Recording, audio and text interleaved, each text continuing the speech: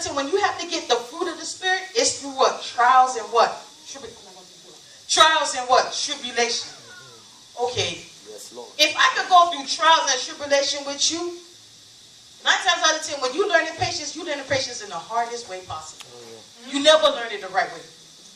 God forced you to learn. Me, you know how he taught me patience?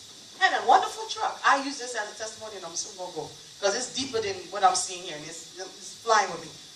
He took my truck away because of a disobedience that I did. He gave it to me on Valentine's Day to show me that was him.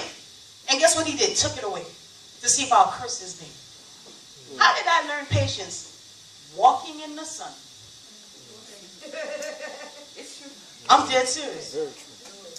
Walking in the sun, getting soaked in the rain, and letting the AC dry me up after 3 buses to make it to work at 7 in the morning. If that don't give me patience, I don't know what else will. God could take something that's very valuable to you to say, it's time for you to learn patience. You ain't understand it. He take it away. And if you see it's something he take away from you and he ain't give it back to you yet, you ain't ready. You stop asking him for it. You ain't ready. Because the day he give it to you, you're going to eat it and spit it out. You will not respect, nor honor, nor humble yourself and appreciate what he was going to give to you, so he let you suffer for it. If you see something God took away from you, wait on it. Wait. Your time is not yet. It didn't come yet. And you're rushing before your time. Why would I give you baby food when you only need milk? How can I give you raw meat and cook it and give it to you to eat the first spoon you choke?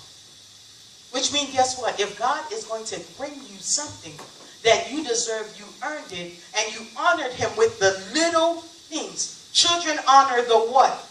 Little things. They don't ask for much. Go ahead. If you give a child a bottle of milk, guess what? They're satisfied. Why? You have fulfilled that hunger. But if the milk is not enough for you, which means if Jesus said to meditate in his word day and night to show yourself approved, yes, Lord. That's your milk. What you need a Bentley for? Ooh, go ahead. Oh, so you can show off. Yes. Oh, so that's what you need to make it to heaven? Because I know that was called vanity. Go ahead. Vanity will not take you nowhere. But this word right here will. It says also, before I give it to him, because I don't want to take all of it. It said, whoever humble himself as this little child. Look how mind-boggling this is. Whoever humbled themselves. Listen, humble means, you see what I'm doing to this carpet?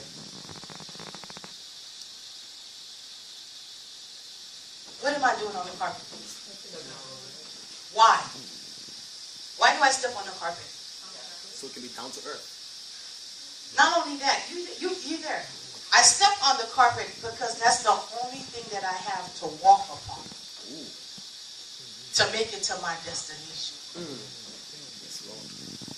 If you allow for God to break and mold you, to teach you humility, your destination is near.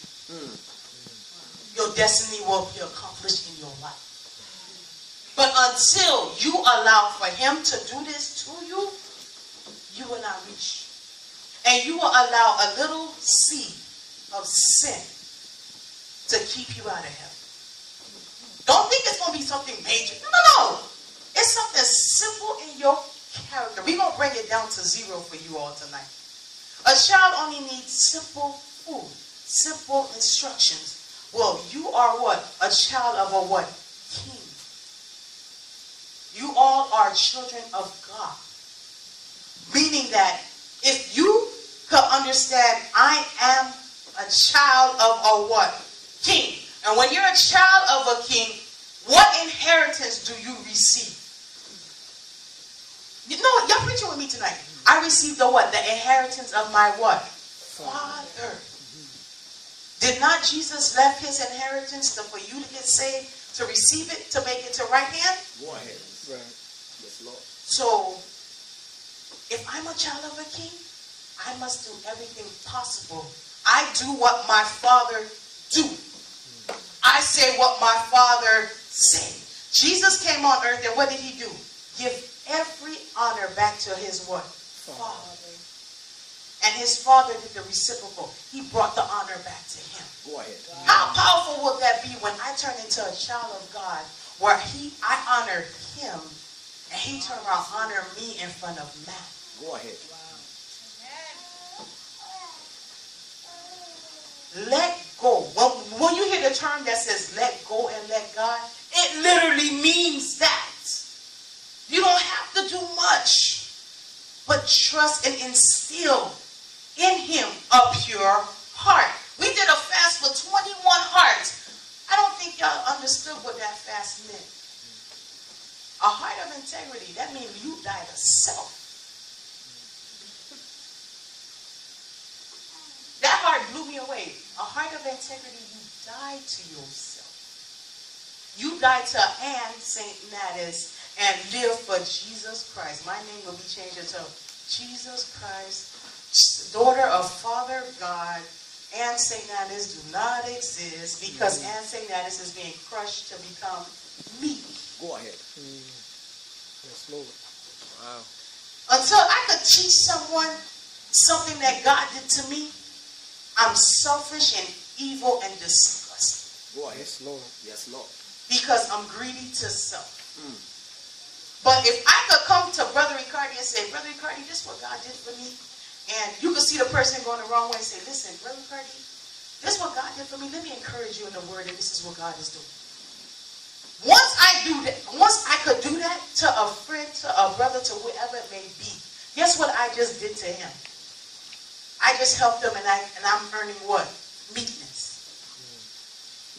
Now, Brother Ricardi, he'll Brother Christ, he'll catch it, and then he'll catch revelation, and guess what he's going to do? Impart it back into me. Go ahead.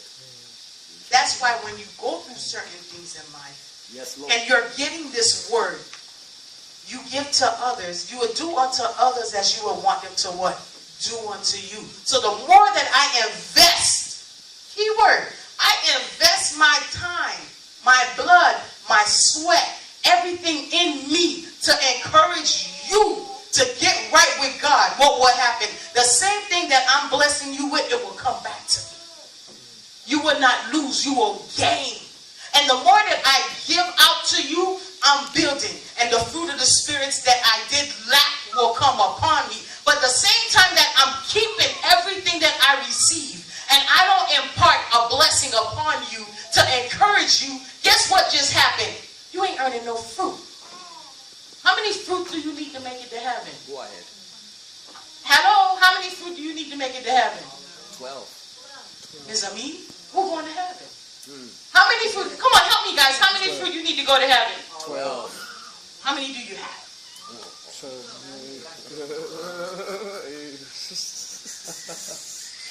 See, these are things you should know. That's not something you should doubt. You should know, okay, I got love.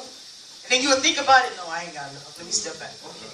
I got peace. No, somebody slapped me the other day. I had to tell them about themselves. No, I ain't got it.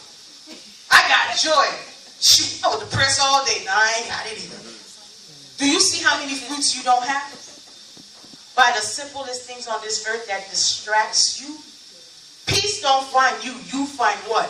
Peace. And you keep the peace.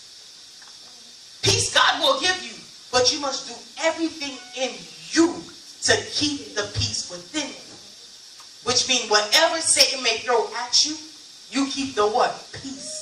And the last part, it says, whoever humbles themselves as a little child is the greatest in the kingdom of heaven.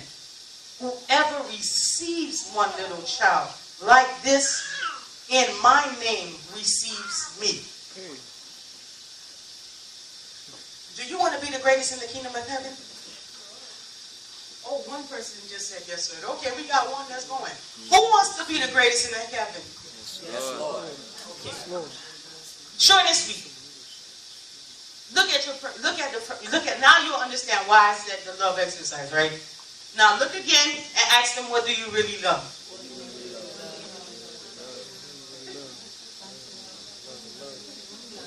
Come back this way. I didn't mean to scare y'all, but when I ask you, who do you really love? You got to say love.